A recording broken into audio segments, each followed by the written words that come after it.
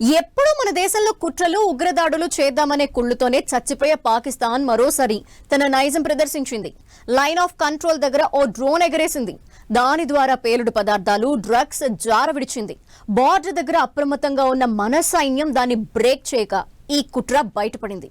అయితే ఇదొక్కటే కాదు, ప్రస్తుతం శరీరం గడ్డ కట్టించే చలి సీజన్ కావటంతో మన గస్తీ కన్నుకప్పి చొరబాట్లకు పాల్పడదామనే వ్యూహం కూడా రచించింది.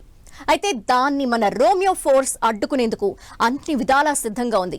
గీత దాటి వస్తే సరాసరి వైకుంఠానికి పంపే ఏర్పాట్లు చేసేసింది. సరిహద్దుల దగ్గర పాక్ కుట్రలు మళ్లీ ఉగ్రదాడికి ప్లాన్ చేసిందా?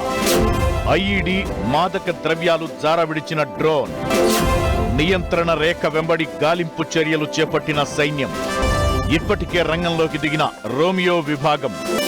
జమ్మూ కశ్మీర్లో భారత సైన్యంలోని కొత్త విభాగం రోమియో ఫోర్స్ ఎంట్రీ ఇచ్చిన వేళ కీలకమైన పరిణామం చోటు చేసుకుంది.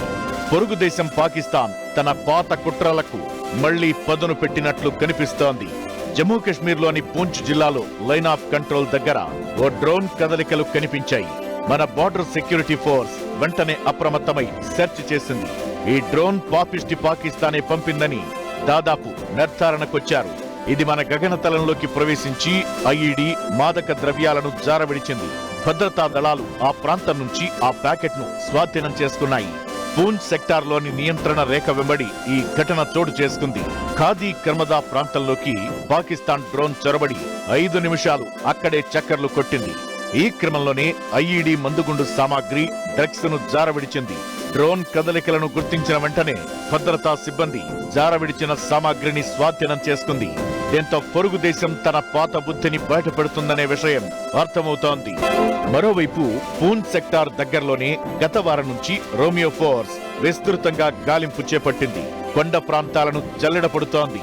స్థానికులకు గెరిల్లా యుద్ధ తంత్రాలను కూడా రోమియో ఫోర్స్ నేర్పుతుండడం విశేషం కాగా, ప్రతి అంగుళాన్ని గాలించడమే కాకుండా లేటెస్ట్ డ్రోన్ టెక్నాలజీని కూడా రోమియో ఫోర్స్ వినియోగిస్తోంది. దీంతో అనుమానమొచ్చిన ఇళ్ల దగ్గరకు తాము వెళ్లకుండానే డ్రోన్లను పంపి మరీ ఆ నివాసాల్లో ఎవరున్నది కనుక్కునే ప్రయత్నాలు కూడా చేస్తోంది. ఇదే రోమియో సైన్యం భారీగా కురుస్తున్న హిమపాతాన్ని కూడా లెక్క చేయకుండా తమ కూంబింగ్ కొనసాగిస్తోంది. పెర్పంజాల్ కొండల్లో పర్యవేక్షణ నిర్వహిస్తోంది. రోమియో సైనిక విభాగంలోని ట్రూపులు ఏకంగా 13,000 అడుగుల ఎత్తున శరీరం గడ్డ కట్టించే చలిలో సర్వేలెన్స్ చేస్తుండగా శత్రుదేశం నుంచి ఏదైనా చొరబాట్లు జరిగే అవకాశమే లేదని చెప్పొచ్చు.